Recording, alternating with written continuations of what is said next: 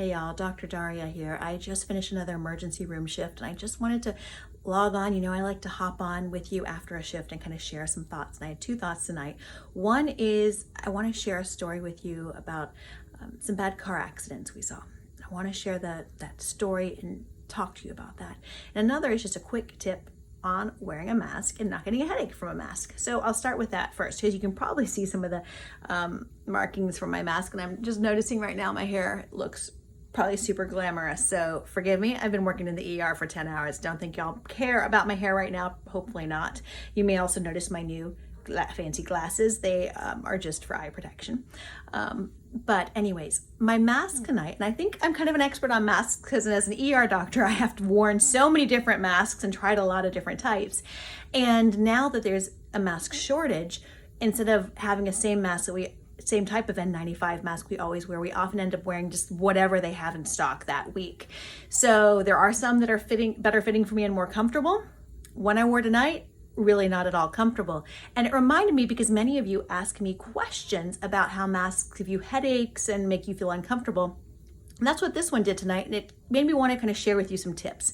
So if your mask is giving you a headache, some people may feel that way just because of the way the breathing feels and things, but if it's really giving you a headache, I want you to check at a few key points. Right here on the bridge of your nose, I want you to check if it's really squeezing there. That's a sensitive spot.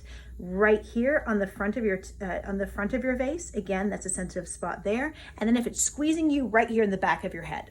So the problem with the mask tonight I was wearing was that the elastic was really tight. So it was squeezing from the front, right on the bridge of my nose and the back of my head.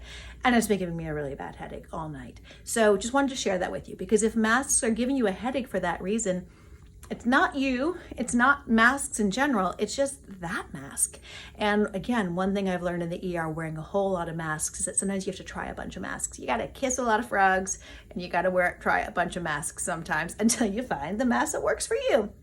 True about life in so many ways, but make sure that you have that. And if it's squeezing in the front or back, you may want to try a mask that just ties in the back. It isn't elastic, maybe that goes over your ears, but it's that front to back pressure can really hurt. Now, I also promised you that I would talk to you about a car accident tonight. And obviously I can never go into the specifics, but we always take care of a lot of traumas at my hospital. We have a whole lot of traumas, and tonight was no different. And there were some really, really bad car accidents, one in particular. And the patients get really hurt. And it reminds me how much we take for granted. I take for granted. I forget how dangerous vehicles can be because we all drive in them so often, and we play our kids' DVDs in them, and we feed everybody snacks, and we have our phones, and we look down at our phones or text or anything else, and we forget how dangerous they can be. I had a patient tonight who was so harmed by a car accident, and I had patients tonight who don't get to go home to their families as a result of a car accident.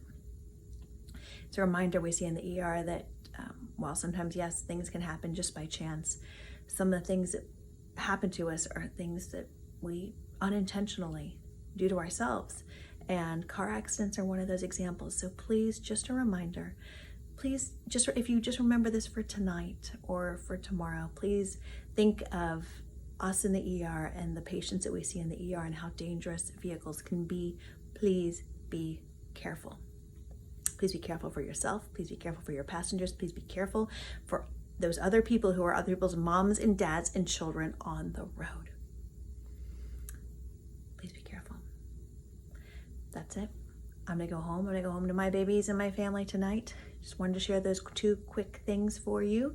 As always, let me know what questions, what comments you have, what questions you have about life in the ER. Put them in the comment section below, or message me when you have questions about life in the ER, about treating patients with COVID or anything else. You know I'm always here. I'd love to hear from you.